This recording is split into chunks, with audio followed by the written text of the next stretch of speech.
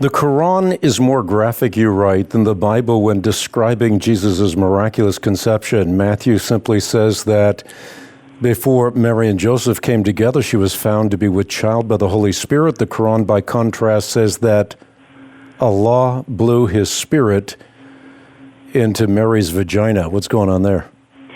Yeah, well, it doesn't always get, it will get translated as blew into her garment or something like this, but it means opening, but it refers to the, if you say the word to an Arabic speaker, that means, it means vagina, or the opening of a vagina. It can mean opening of other things, but when he blows into Mary, he's blowing his spirit into her vagina. The only point there is just that the Quran is much more descriptive and graphic when it's discussing the virgin conception. This brings up something else, I think, that is also cringeworthy. You point out that Muhammad couldn't tell the difference between historical accounts that can be traced back to the first century writers and legends that developed much later. Yeah, and that's something very interesting, and this ties into the same thing we mentioned with the phrase "Son of God." It would make sense for Muhammad not to be able to tell the difference between a story that actually goes back to the first century because it's historical, and something that was invented in the 5th or 6th or 7th century. And what we have is that the Roman Emperor Justinian sort of banished heretics from the Roman Empire, and many of them traveled to the Middle East.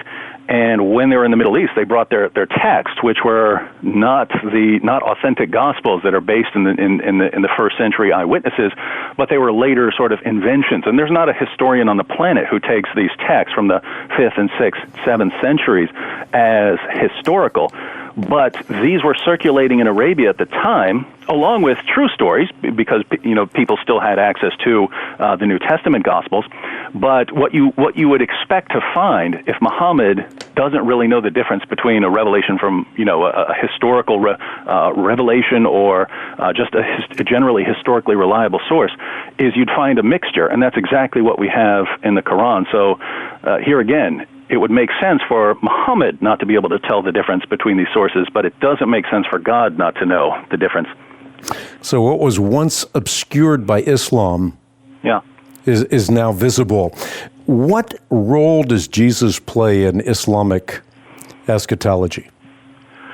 Well, Jesus is, and here again, it's very interesting how unique Jesus is. I mean, on the one hand, the Quran is emphatic that Jesus is just another prophet in the lines with the prophet. He's one of the great prophets, but still a prophet, and along the lines of Moses and Abraham and Noah and Muhammad and so on. But he's still so radically different. He's the one with the virgin birth. He's the one who's most miraculous. He's the one who's the Messiah. He's the one who doesn't die. He gets miraculously rescued. And he's the one who's going to return to judge the world. And so according to Muhammad, Jesus is eventually going to return. He's going to judge. He's going to establish Islam, and the sources will say he's going to do things like he's going to kill all pigs, he's going to break all crosses, and he's going to, this is somewhat intimidating, it says he's going to abolish the jizya. The jizya is tribute money that Jews and Christians can pay Muslims in order not to be killed. And so when it says he's going to abolish the jizya, Muslim interpreters interpret this to mean that there's going to be no other religions are allowed besides Islam at that point. Talking to Dr. David Wood. He is a member of the Society of Christian Philosophers. He has been in more than 40 moderated public debates with Muslims. He's a contributor to the Christian Research Journal. And I don't know of anybody that knows more about Islam than David Wood. Hope to have you on the program many more times this month. Appreciate your contribution to the journal and your work in general on Islam. It's been absolutely fantastic. All right, happy to help, brother. Thank you.